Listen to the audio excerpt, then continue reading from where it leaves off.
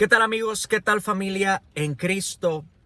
Les amo y les saludo y quiero aprovechar este día lluvioso y estoy aquí encerrado en el carro por unos minutos para poderte hablar sobre una reflexión. Prometo que voy a ser extremadamente breve. Entonces por favor pon atención a esto porque las palabras, el mensajito que te voy a dar hoy está inspirado en un video que vi hoy en Instagram, ¿verdad? De un predicador, pastor, no lo conozco, pero lo escuché que estaba hablando y me inspiró y me llenó y dije, ¿sabes qué? Es verdad. Yo quiero hablar un poquito de esto. Aunque si ustedes me han escuchado, sobre todo cuando predico afuera en la calle o si me han escuchado dar enseñanzas bíblicas en el hogar, ustedes saben que esto yo en verdad lo creo y en verdad lo hablo y lo he dicho infinidad de veces, pero yo creo que es importante para la gente que nos está viendo, la gente que o no conoce de Dios en lo absoluto o que ya está en el camino del Señor, pero que aún no ha madurado tanto en la fe, que aún le falta mucho por crecer. Ahora, todos tenemos que seguir creciendo en la fe, pero la realidad es que hay cristianos que todavía siguen bebiendo leche. Hablando en términos, ¿verdad? Bíblicos, como Pablo lo decía. Hay muchos cristianos que siguen bebiendo leche, cuando a estas alturas ya deberían de estar comiendo comida sólida. Entonces, cuando tú ves, imagínate esto.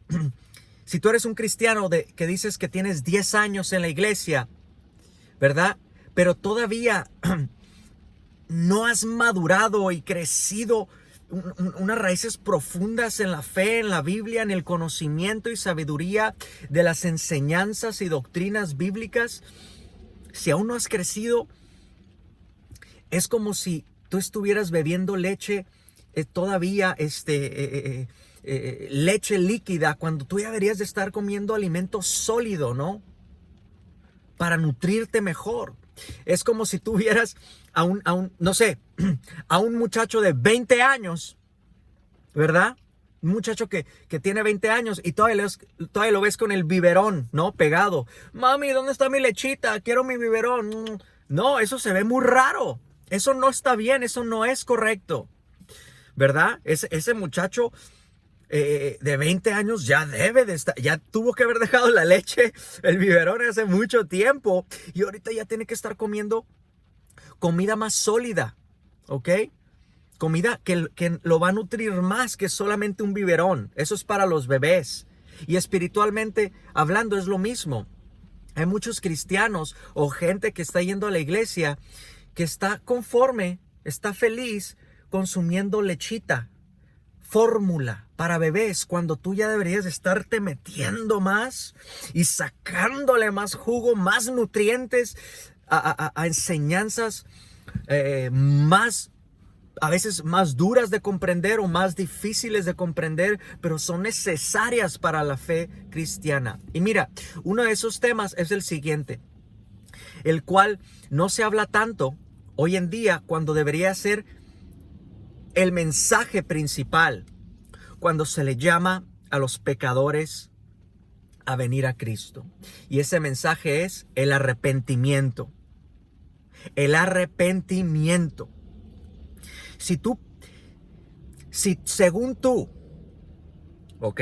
Si según tú estás predicándole a alguien las buenas nuevas, ¿no? Las buenas noticias de salvación, y estás hablando con un inconverso, y tú no le dices a ese inconverso que es necesario arrepentirse de sus pecados, no le explicas lo que significa el arrepentimiento, no estás evangelizando correctamente. No lo estás haciendo. No estás evangelizando apropiadamente, eficientemente, bíblicamente, históricamente.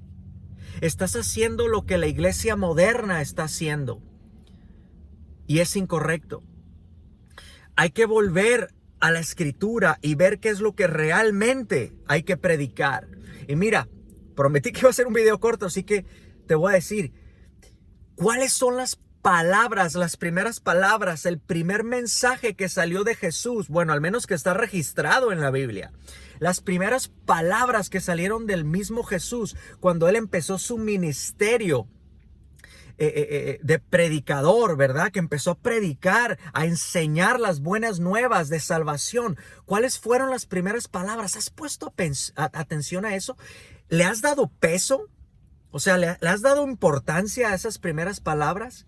Esas primeras palabras están registradas en Mateo capítulo 4, versículo 17, donde dice: desde entonces Jesús comenzó a predicar: arrepiéntanse, porque el reino de los cielos se ha acercado. Eso es extremadamente importante, que debemos de poner atención. Si tú no le estás diciendo a la gente que es pecadora y que debe de arrepentirse, o sea, debe de cambiar su forma de pensar y de ver el pecado y de ver su propia vida, que debe de dejar su vieja vida atrás, ¿ok?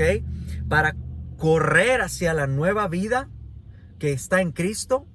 Si tú no les dices que deben de dar un giro de 180 grados y dejar el pecado atrás y correr hacia la santidad, lo estás haciendo mal. No estás guiando a las personas en el camino correcto desde el principio. Puede que lo hagas mal en un principio y las personas se acerquen y después entiendan: en realidad esto es lo que debería estar buscando, ¿no? La santidad. Y pues eso es obra de Dios. Pero debemos de esforzarnos a hacer las cosas correctamente, bíblicamente, como a Dios le agrada desde el principio. Entonces, cuando tú te arrepientes, va a haber un dolor en tu corazón, pero un dolor bueno. ¿Por qué? Porque te has dado cuenta que has ofendido a Dios y has quebrantado sus leyes y que eres enemigo de Dios. Y como eres enemigo de Dios y has quebrantado sus leyes y estás en contra de Dios, Él te va a castigar eternamente. Y eso es lo que estamos tratando de prevenir, que Dios no te pague con la justicia. Porque si Dios es justo contigo, te va a condenar al infierno.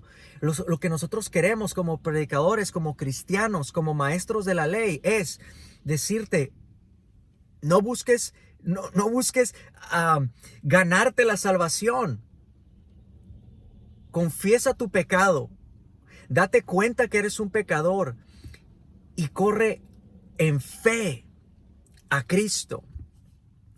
Y mira, si tú no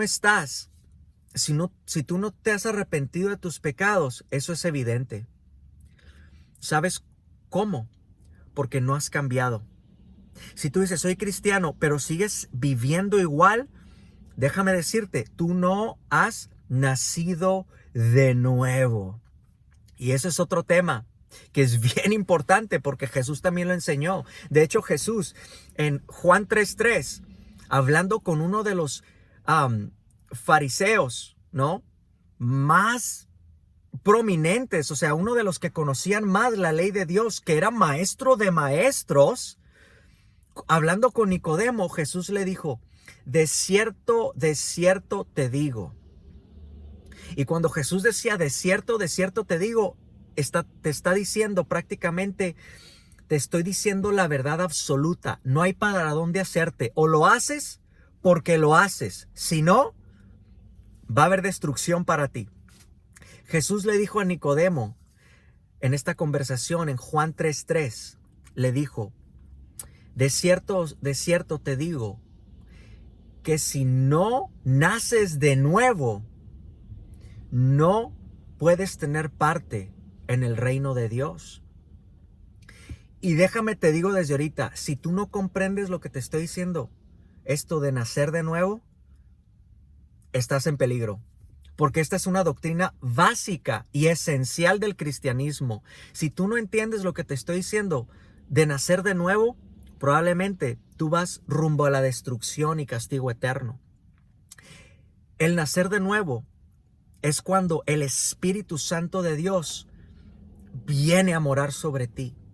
¿Y cómo es que viene a morar el Espíritu Santo dentro de ti? Cuando tú te has arrepentido de tus pecados y has puesto tu confianza en la obra de Jesús, en su muerte y resurrección.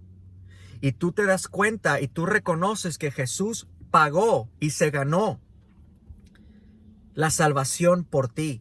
Y lo único que tú tienes que hacer es venir en fe a Cristo Jesús. Pero el arrepentimiento y la fe van de la mano. Tú no puedes separar el arrepentimiento y la fe. O tú no puedes decir, primero viene una y viene la otra. Cuando viene el arrepentimiento, viene la fe en Dios. Viene la fe en Jesús. Y a eso se le conoce como la regeneración. Probablemente tú no has escuchado este término tampoco. Y está bien, no necesitas conocer este término para ser salvo. Pero si tú eres cristiano maduro, tú tienes que aprender todo esto. ¿Cuál es la regeneración? ¿De qué estoy hablando? Regeneración significa cuando tú te arrepientes de tus pecados y Dios te da un nuevo corazón. Dios destruye, Dios te quita ese corazón de piedra que antes te mantenía alejado de Dios y tú cerrabas tus oídos al consejo de Dios. Dios elimina ese corazón y te da un corazón nuevo, un corazón de carne, un corazón sensible a la voz de Dios y a sus mandatos y a su corrección y a su disciplina. Y cuando tú te arrepientes y pones tu fe en Cristo, viene el Espíritu Santo, mora dentro de ti. Dios te regenera el corazón y transforma tu forma de pensar. ¿Y qué crees que va a pasar? Se te va a notar que eres salvo. Se te va a notar que has nacido de nuevo. Porque tú ya no vas a hablar igual. Tu forma de hablar va a cambiar. Tu forma de pensar, tu forma de actuar, tu amor hacia los demás, el perdón. Todo va a cambiar. Es imposible ser cristiano y seguir viviendo igual como vivías antes.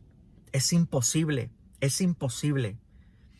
Así que si tú te crees alguien de fe o alguien que cree en Dios, pero te comportas igual que todos los demás individuos que no creen en Dios o que no han nacido de nuevo, entonces probablemente tú tampoco has nacido de nuevo. Porque el nacer de nuevo es evidente. No va a ser una transformación tal vez tan rápida en todos los aspectos, pero va a haber un comienzo y eso va a haber gradualmente. Tú vas a ir perfeccionándote.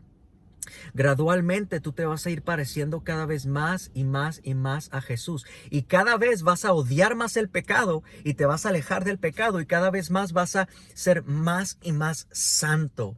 Y vas a buscar cada vez más y más agradar a Dios. Así que con eso termino porque les dije que quería hacer un mensaje cortito. De hecho, hasta me alargué más de lo que quería. Pero miren, aprendamos esto. Para ser salvos,